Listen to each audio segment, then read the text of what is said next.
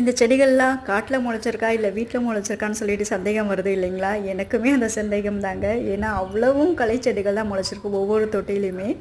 So இதுதான் வந்து பார்த்திங்கன்னா ஃபர்ஸ்ட்டாக நான் க்ளீன் பண்ண ஆரம்பித்தது. க்ளீன் பண்ணி முடிக்க வந்து பார்த்திங்கன்னா எனக்கு ஒரு நாள் ஆகிடுச்சுங்க. ஏன்னா அவ்வளவும் களை செடிகள்லாம் முளைச்சிருந்தது ஒவ்வொரு தொட்டியிலுமே.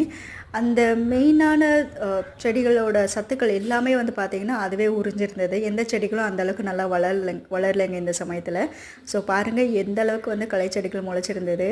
ஸோ இந்த மாதிரி களை செடிகள் நான் க்ளீன் பண்ணும்போது தான் இன்னொரு ஷாக்கிங்கான விஷயம் எனக்கு தெரிஞ்சது. கிட்டத்தட்ட ஒரு 10 ரோஜா செடிகள் கிட்ட பட்டு போயிருந்ததுங்க. ரொம்பவே ஷாக்கிங்காக இருந்தது, ரொம்பவே கஷ்டமாகவும் இருந்தது.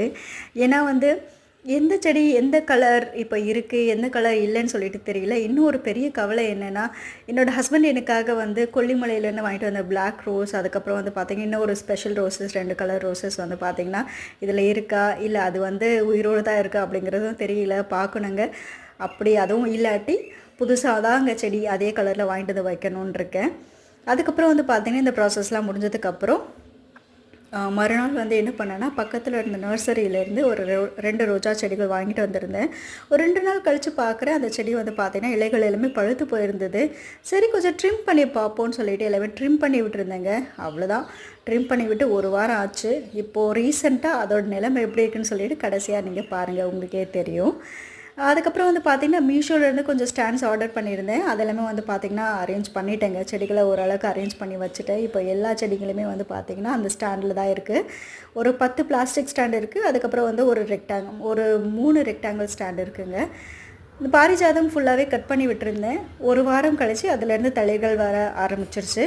மற்ற செடிகளும் மற்ற ரோஜா செடிகளுமே நான் கட் பண்ணி தான் விட்டுருந்தேன், ட்ரிம் பண்ணி தான் விட்டுருந்தேன். மல்லி செடி கூட ட்ரிம் பண்ணி விட்டுருந்தேன். இந்த கருவேப்பிலை செடி எல்லாமே ட்ரிம் பண்ணி. ஸோ எல்லா ரோஜா செடிகள்லையும் வந்து பார்த்திங்கன்னா தளிர்கள் வர ஆரம்பிச்சிருச்சு. இந்த மல்லி செடியிலையும் வந்து பார்த்திங்கன்னா சைட் பிரான்ச்சஸ் நிறையவே வர ஆரம்பிச்சிருச்சு. ஒரு சில ரோஜா செடிகள் மொட்டுகள் கூட வர ஆரம்பிச்சிருச்சுங்க. இன்ஃபேக்ட் அது வந்து பார்த்திங்கன்னா ஒரு சின்ன தொட்டியில் தான் இருக்குது. இருந்தாலுமே இந்த களை செடிகள் எடுத்ததுக்கப்புறமா வந்து அது சரியான சத்துக்கள் வந்து மண்ணிலேருந்து எடுத்து மொட்டுக்களும் கொடுக்க ஆரம்பிச்சிருச்சு. நீங்களே பார்க்கலாம், இங்கே பாருங்கள் மொட்டுக்களும் வர ஆரம்பிச்சிருச்சு. அதுக்கப்புறம் அந்த 2 ரோஜா செடி வாங்கிட்டு வந்திருந்தேன் இல்லைங்களா, அதோட நிலைமையை பாருங்கள் இப்போ எப்படி இருக்குன்னு சொல்லிட்டு. இது தாங்க அது மொத்தமாகவே பட்டு போயிடுச்சு. என்னாச்சுன்னு தெரியலைங்க. இந்த சீசன் இப்படி இருக்கா இல்லை தண்ணி அதுக்கு செட் ஆகலையா என்னன்னு சொல்லிட்டு தெரியல.